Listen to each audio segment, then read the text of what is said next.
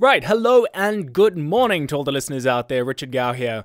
So today I want to jump right into it because it's a topic that I feel is super relevant to me and to all the artists out there and all the creative thinkers. Doesn't matter whether you work in the arts field or not.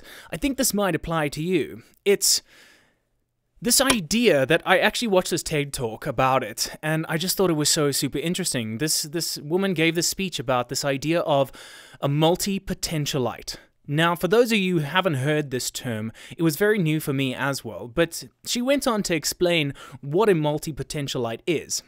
And that's basically a person that is really good at a multitude of things, right? And some of the side effects of being a person like this is that you get very, very interested in one subject, right? And you put all your time and effort into it, and you upskill pretty quickly. But part of that is that you also get bored really quickly because you start to problem solve in different ways and you figure out how to do this thing a lot sooner than some other people would. So then your brain looks for other stimulus and then you move on to something else, right? Some people would say this is attributed to ADD. Some people would just say that, you know, it's the consequence of a busy mind. But she went on to explain this idea of a multipotentialite, and I started to see so many similarities within me.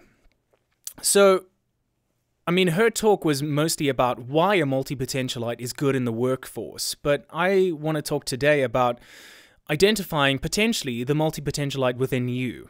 Because I know one of the things about me is that I struggle to keep focus with a whole bunch of things, which means that I'm always trying to do too much, right? I'm trying to butter my bread too thin.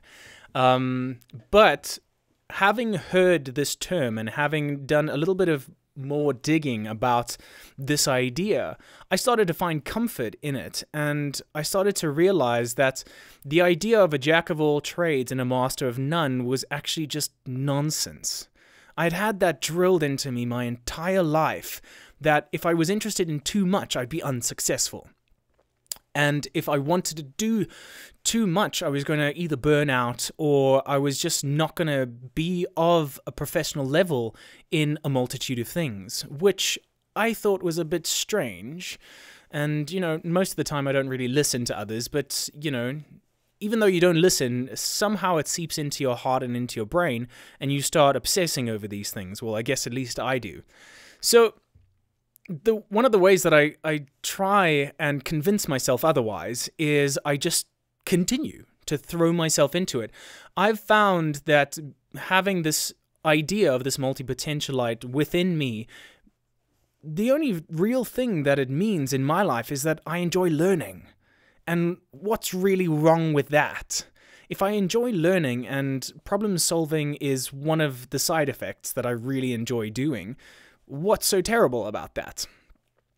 Well, I'll tell you what's terrible about that, is that you start to see success in small increments, right?